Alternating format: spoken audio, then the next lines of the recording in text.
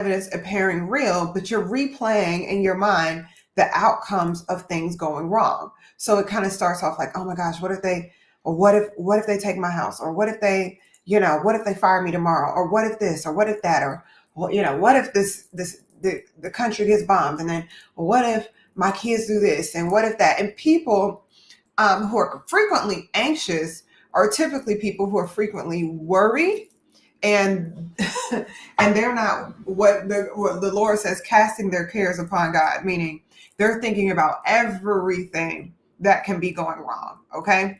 Now, frustration comes from something else. Frustration comes when reality doesn't meet your expectations. When reality doesn't meet your expectations.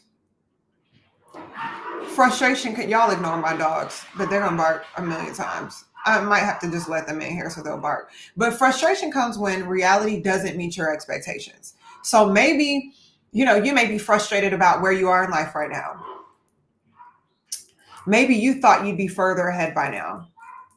But reality says, hey, guess what? You've got a load of debt, this and this and that. You feel stuck on your job. You don't feel like your business is growing. You don't feel like your relationship's growing, anything like that. So y'all, please continue to like up the live. We're going to get into this. And if you don't know me, my name's Yanique.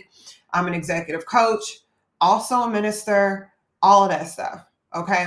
And so what I typically do is work with, I think you was with me in Belleville Mental Health Facility about a month ago. No, friend, I wasn't.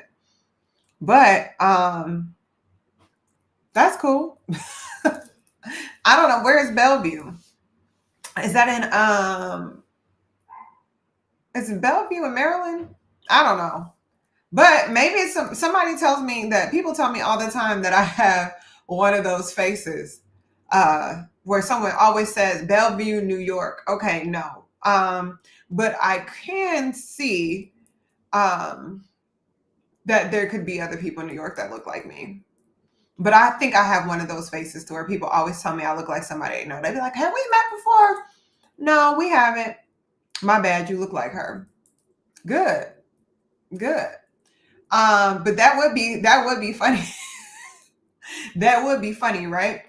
But yes, God bless you. So, and I've been an executive coach for maybe, I think about 12, 13 years now, helping business owners get their strategies right, their mind right, their practices right, their character right, just everything in alignment so that they can grow their businesses. Do I like girls? No, as friends.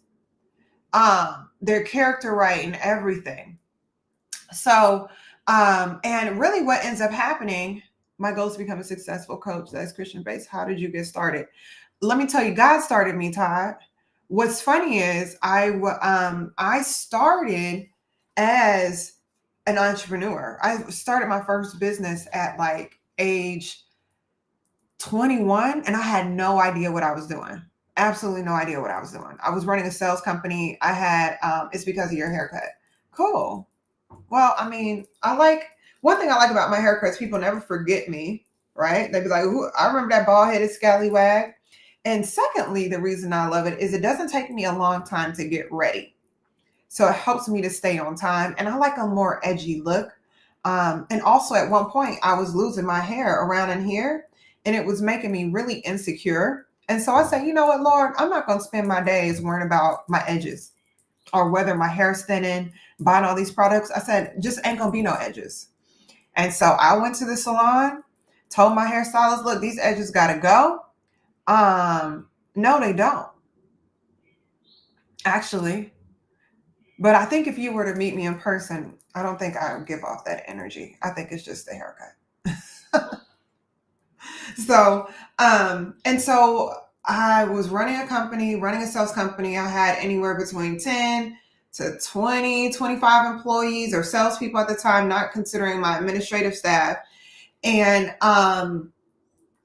really what ended up happening was I went from doing that, learning how to train people, develop people, busting my head, making mistakes, doing really, really well, growing that business, making money, not making money, and just understanding the patterns and the processes that are consistent with doing really well at something, and also the patterns and processes that come with failure. Because there's a strategy to fail, and there's also a strategy for success. And people don't know that there's a formula for failure, and there's also a formula for success in everything that we do. And it all starts one, and everyone hates to hear this, it all starts with your attitude and your integrity. How do you see the world? What's your mentality like? Because whatever's going on up here is going to move into something else. And so then I took more of a behind the scenes approach to where I was partnered with another woman who had about 160 businesses at the time. And what ended up happening was I was running her company on the back end of it and keeping things growing and developing, fixing problems. And finally, I just kept saying, y'all are not teaching these people right. You have all of these entrepreneurs, all these executives, all of these people in leadership that we're giving them all of the what's, and we're talking to them about outcomes, but we're not teaching them how to get to that outcome. So what you'll see in a lot of corporations and a lot of organizations is that people will apply pressure about outcomes. We need more sales. We need more of this. We need more of that, right? And they'll hold them super accountable to that. But what they don't do is diagnose why it is they're not hitting their targets and why the sales aren't coming, or why the results aren't coming, or why it's not new clients being signed, or why are people, not buying their product, whatever it is. They don't teach them the whys, and they don't figure out what's preventing it. And so finally I was like, look, I got tired of, being in all of these meetings, listening to people talk about, we got to do this and we got to do that. We think it's this.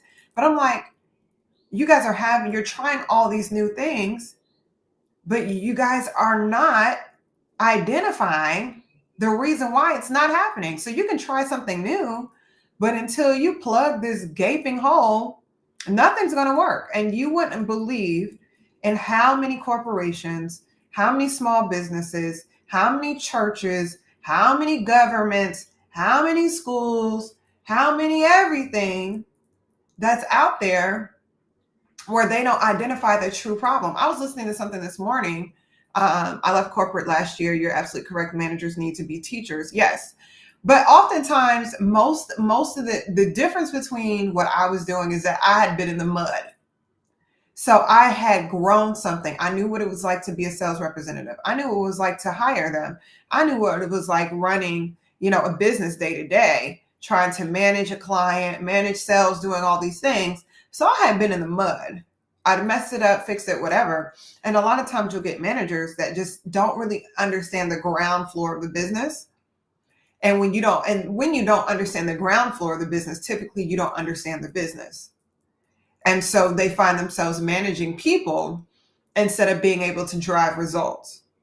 Now, being a manager is about managing people, but you have to have an understanding of their problems and what they deal with in order to influence them and in order to help them to drive results. So you got to know what it is that they're dealing with and probably some of the thoughts that they've been having. And I use that mindset when it comes to, and it's funny, God always puts me in a place, whether it's with helping business owners, whether it's in ministry, to work with people, not from a place of being here, from the fact that I've been in the ground floor. I know what it's like to have been a drinker. I know what it's like to have been promiscuous. I know what it's like to have been broke.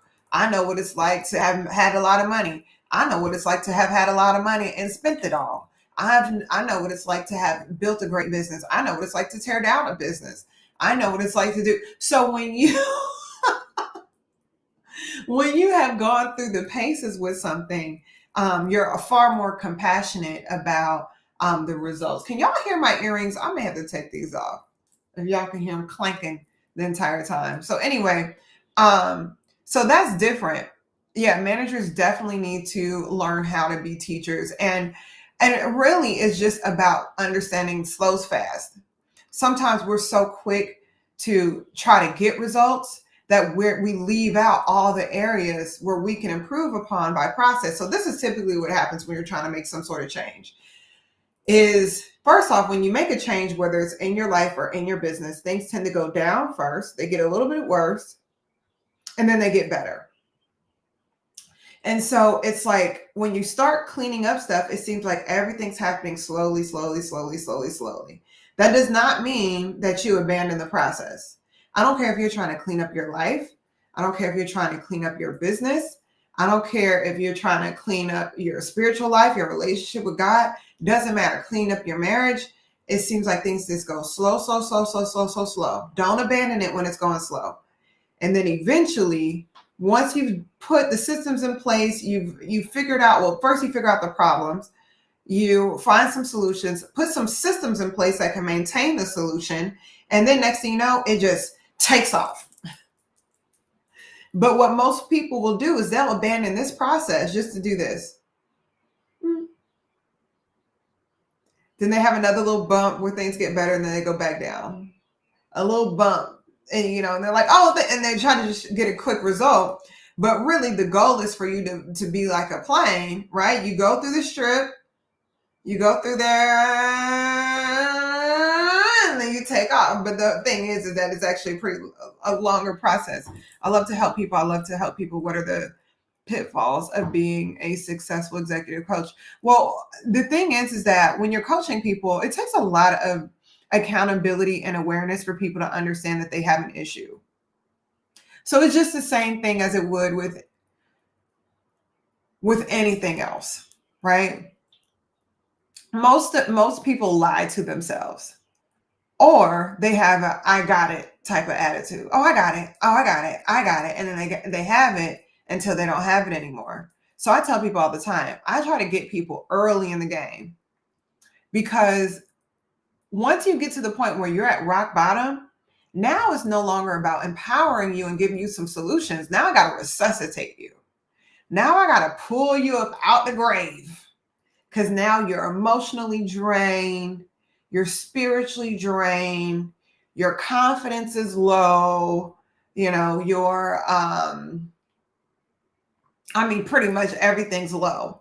So now I got to spend part of my time trying to pull people out of that mental hole and pit, right? And then once I pull them out of that mental pit, then we can start to do real work. And what I've learned over the years is that nothing is going to work until that person is emotionally and mentally bought in. But it's really hard to do that when your mentality is in the trash. What was that Sesame Street character who lived in the trash can? Thank you so much for sharing the live. And y'all, will you guys please like the live, like it, share it with some people. If you're on YouTube, if you're on Instagram, if you're on TikTok, like it and share it. And so people have to really be ready mentally to change. And so I realized that half of the work is getting people to change.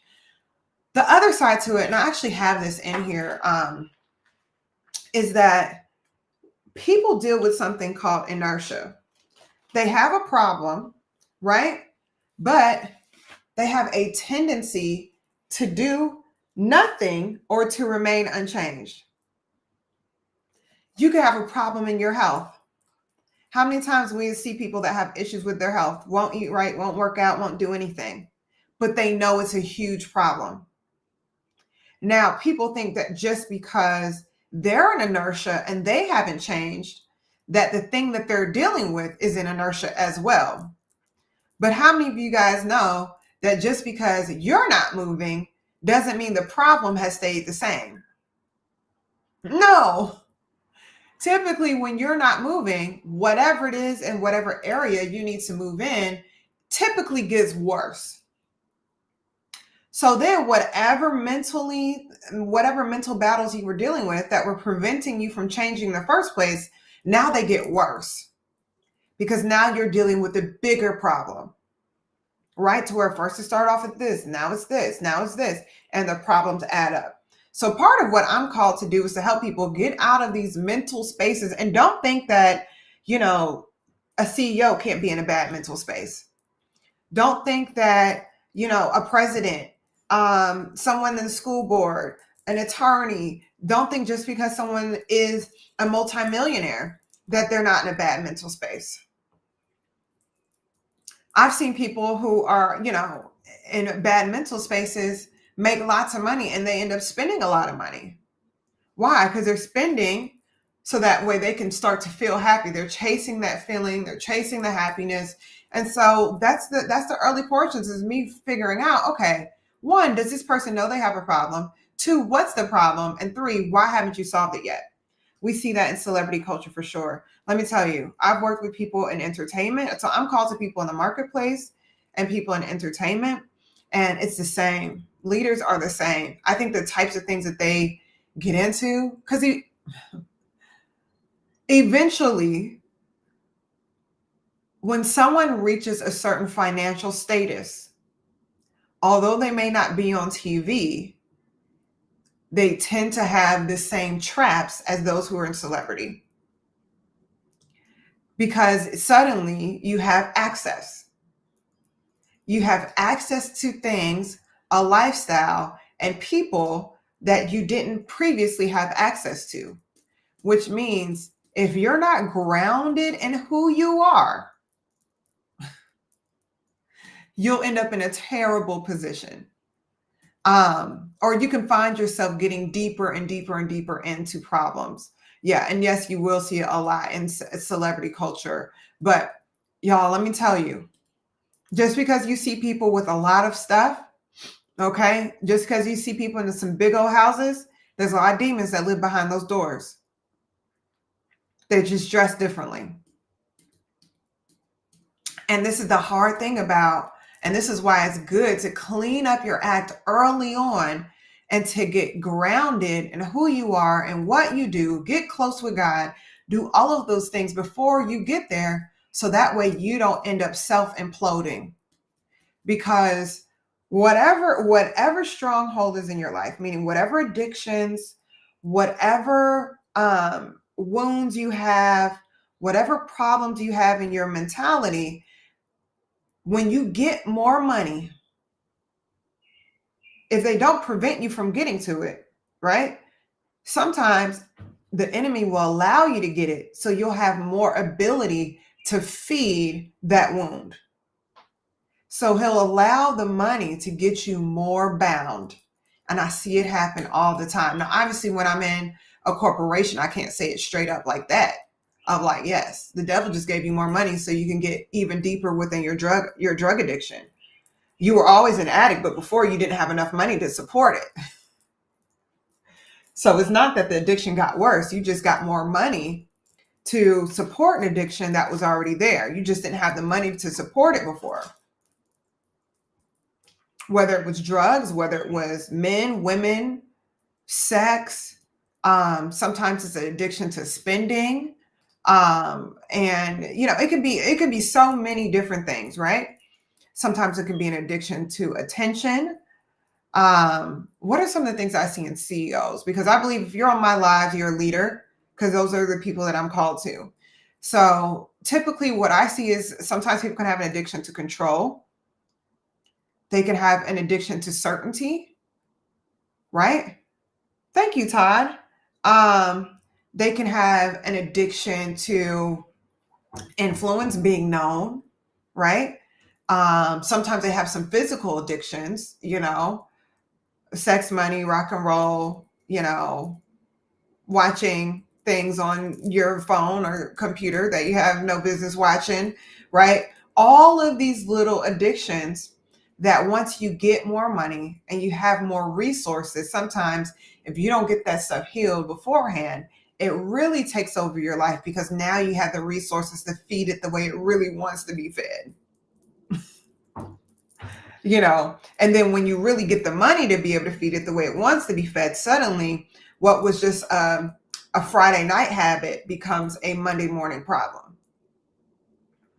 And I've seen it happen in my life. There was a time, y'all, I was telling this to one of my mentees, and I said, I remember there was a time when I was an entrepreneur, and I'm an entrepreneur now, but early in my entrepreneurial journey,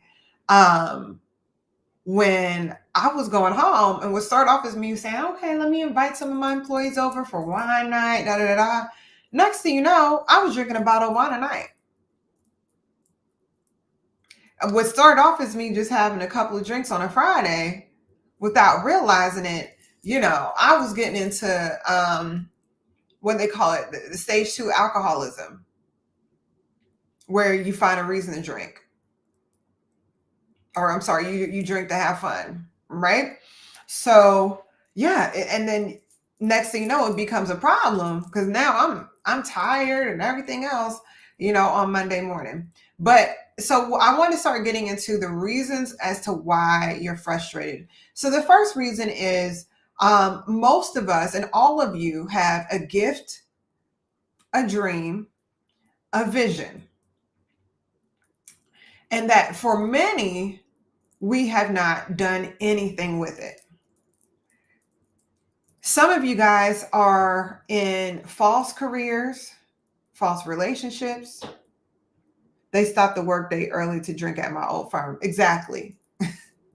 That's when Friday has slipped into Monday. And the next thing you know, you create a culture of alcoholism. I remember, working with an organization and they were like, yeah, we have an issue with this and discipline and people are doing this and whatever. And I was like, why are you guys holding your annual meeting in Las Vegas? And so by the time, do you guys mind if I grab my water? Hold on one second, because I can feel me in this water.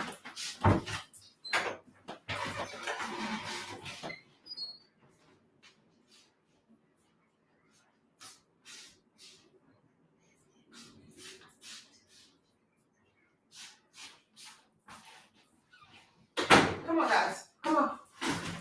Yeah, my dogs are asking for permission to come to my office. Come on, big boy. Come on. Come on. You want a treat? All right, well, bye. Don't stand in the door. Either come in or leave. I have this big old Rottweiler, and sometimes he just tries to act so pitiful. So he just sit in my office door like this. And I'm like, are you coming in? Are you leaving? And then if y'all, I promise you, I'm going to snap if he sits outside of my office door and cries, because he's known to do things like that. So yeah, I'm working with this organization and they've got all these goals and they're like, yeah, we want to have, all these, goals, and we want this national conference to make us this kind of money and da da da da da. And I'm sitting here, I'm like, why are y'all having this in Las Vegas?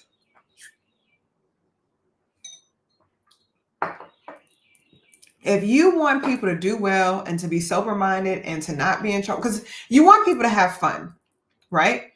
But you want them to have fun that doesn't ruin their lives afterwards. I was like, look, I don't care what nobody says. Las Vegas is the devil's city.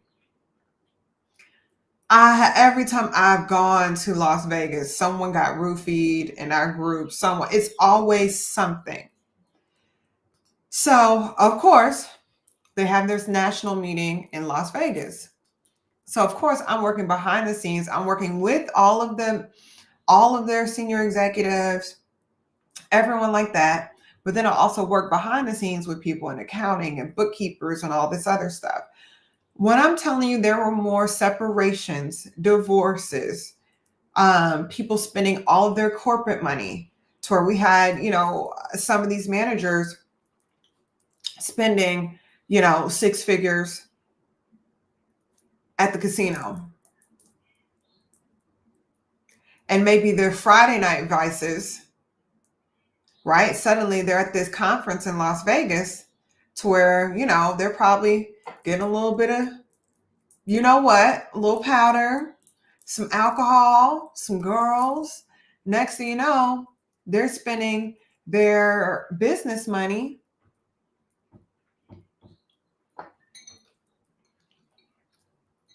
at the casino and everywhere else.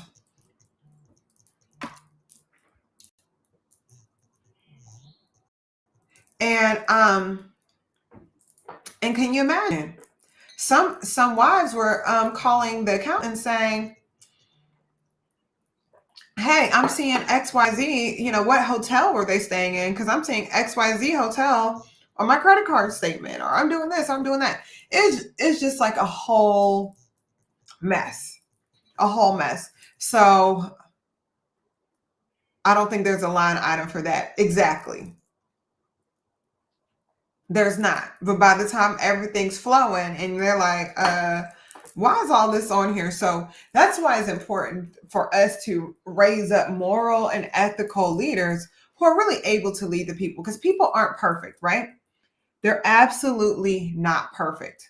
But what you have to do is be the head, and be the person, be the leader, the entrepreneur, the writer, the whatever, right? That's going to lead people down a path that's going to help them to live a fulfilled and balanced life. That's what it is that you want to do.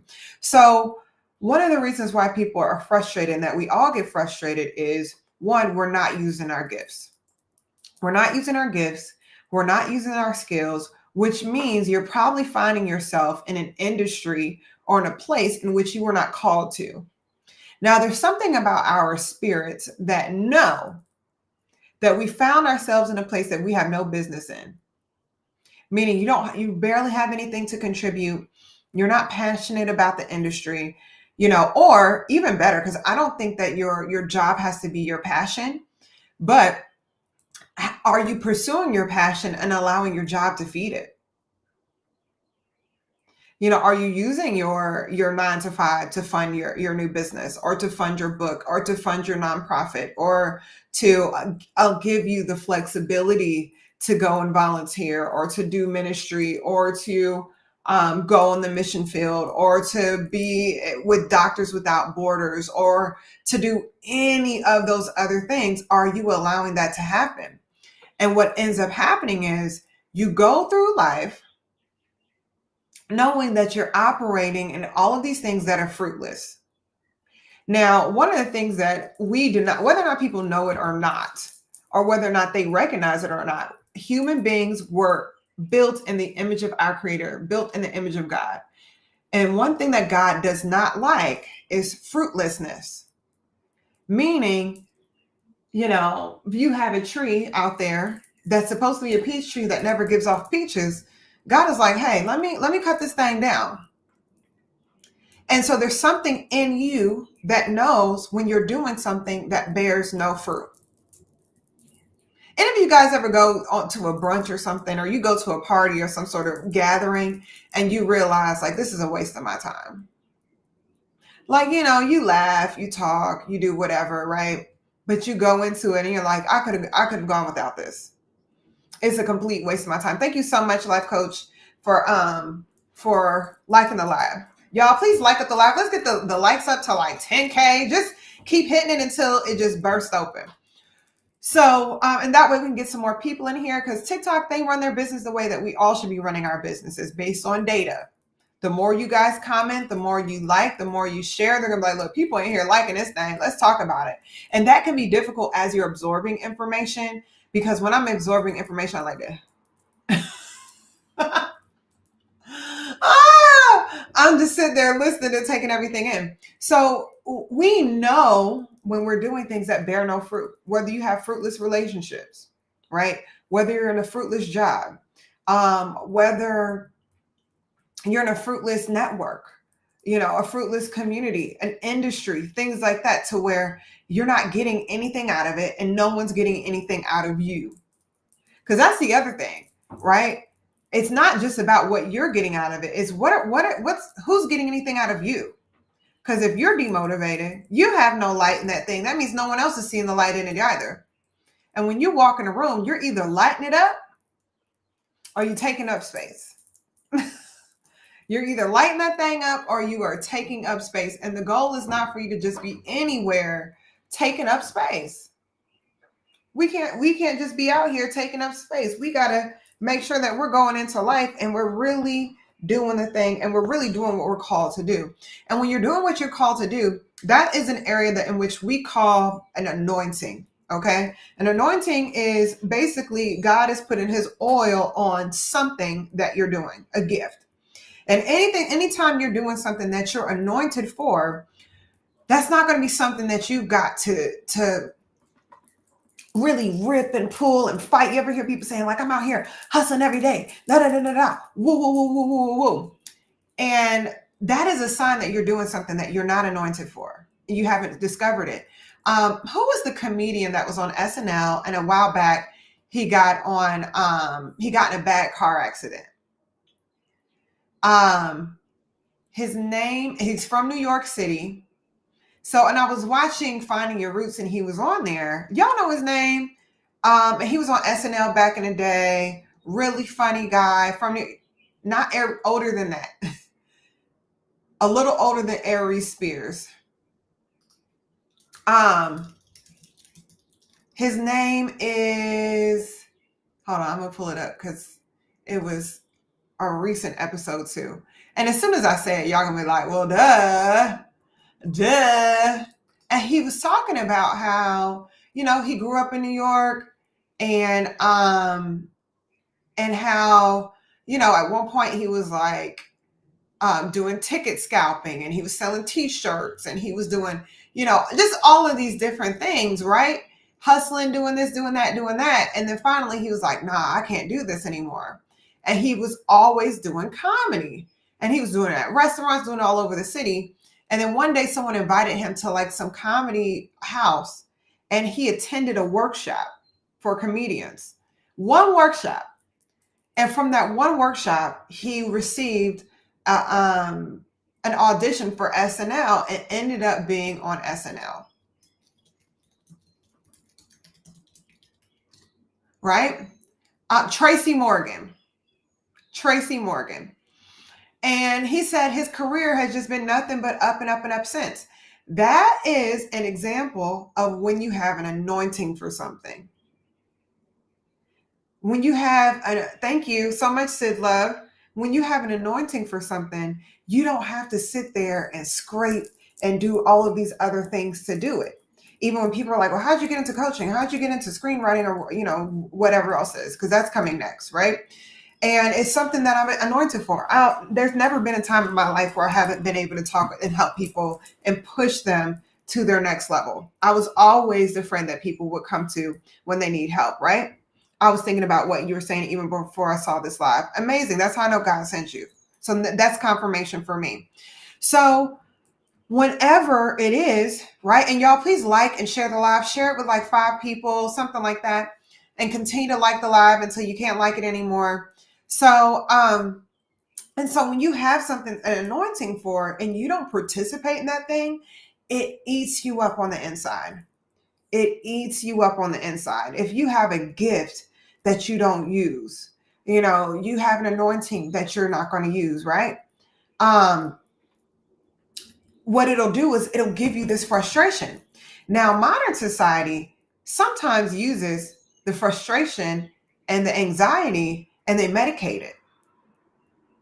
So now there absolutely are people who deal with clinical depression and clinical anxiety. There are. But sometimes the frustration, the anxiety that you feel is really your spirit tapping on you like this, saying, hey, get up. We're on the wrong path. Hey, we got to keep moving. Hey, not here. Wrong relationship, wrong career, wrong this. You're supposed to be over here. Why are you still sitting here? Why are you still in your mom's house? Why are you still in this city? I told you, you keep saying you want to live in LA. Why are you not there? Because sometimes it's a lot of our desires that are indicators and they're like a GPS that's pushing you to go in these directions to make sure that God gets the glory out of your life, that the word that he puts in you doesn't come back void. And he will not let up until he gets the glory out of your life. And as we're navigating to the future of the United States, the future of wherever you are, right? People like you need to go through the transformation so you can fully step into the role that you're supposed to be in. So you can fully step into your vision, so you can fully step into your life and do the thing. So you can write the song, so you can change the community, so you can revitalize the neighborhood. Maybe it's real estate. Maybe when you go down these streets, like some of y'all may go down and walk down streets and saying, man, this neighborhood looks terrible. Man, I sure wish they would, uh, I sure wish they would fix these houses up. Da, da, da. Look at the landscape and this and this. And God's like, duh. Why do you think every time you go through a specific area, all you can look and see is all the improvements? Maybe, just maybe you're supposed to be in development.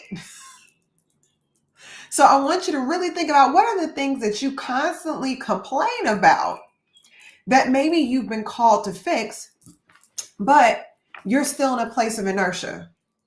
And it's really just understanding, one, just the law of physics. Nothing happens until something moves, right? That's from Albert Einstein. Nothing happens until something's moved. So you can sit there and complaining, but complaining doesn't change anything. Criticizing something doesn't change a thing. You are the change agent. And the change agent gets more and more frustrated when they don't see the results. It's like if you guys ever see someone who's an artist and they're painting or whatever, they got to finish what they started. Whatever's inside of them that they want to create, they got to get it out. You're no different. You're absolutely no different. And the first thing that you need to do is you need to understand what your life vision is. And what I've recognized, and this is the first step. So one of you guys asked about how I got started in coaching. So I'm gonna give you one of the first steps in my process is before I start working with anyone, the first thing I have them do is fill out. And this is for like my private clients, but I also provide this for you guys too, because you need to know this for yourself. I ask them to tell me what it is that their vision is. What is their life vision? If you want to fill out this workbook, it's on my profile. It's called Cultivating Vision Strategy. It's $15 and it's going to save you years of time. Because if you don't have a vision, then you don't know what's actually driving you. You don't know what's actually driving you. And so if you're not driven by your vision, a lot of times you'll be driven to prove a point.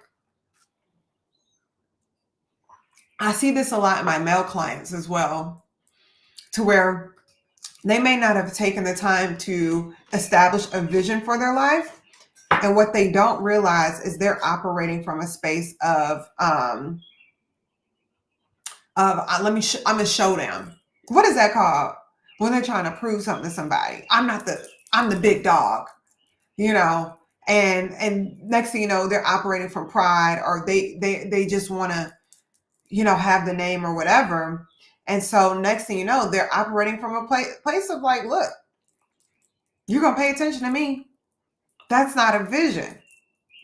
Because what happens when people actually do start paying attention to you? Then you don't have any motivation. And a vision is what pushes you to do the thing, that hard thing, every single day, no matter what happens. What's up, Shantae? So the vision is what you do, and it pushes you to do that no matter what ends up happening. No matter what happens. So that's the first thing that you want to do, is you want to figure out, look, what is this thing? What is it that I want? What am I supposed to be doing here? How do I do it? Why does this even make sense? Because if you don't establish a vision for yourself, what you're doing is you're allowing other people to tell you what your vision should be. And the only person that should have the right to tell you what your vision should be is God. Other than that, typically people will have you just following through with whatever demands that they want to get out of your lives. Also, I find too that people who lack vision will attract narcissists, because a narcissist will always have a vision for you, and that is to fill up the insecure places in their lives, right? They will always have a vision for you, a vision where they're just ready. They are ready, right? And that's to help feed them.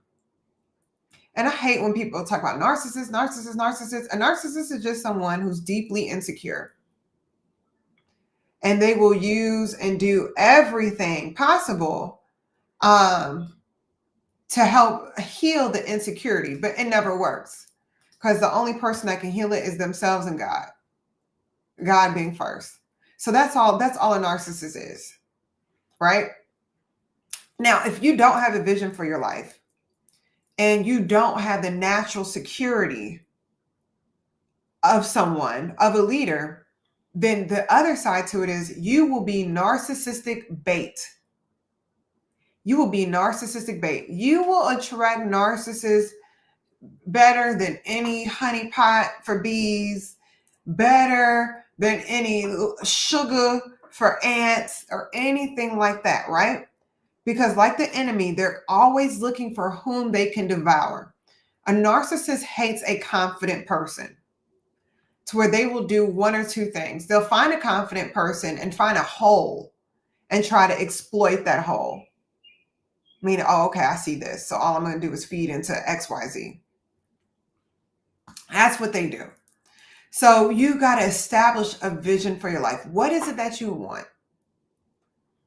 And this is the thing, right? Most of the time, these things that you want, God's placed inside of you in the first place. So it's not like it's just completely off at all. He puts them in there in the first place. Oh, I was so thirsty, y'all. Hold on 1 second. 1 second. So that is why you need to have this vision. That's kind of the point. I feel miserable, so I want everyone else to feel the same way.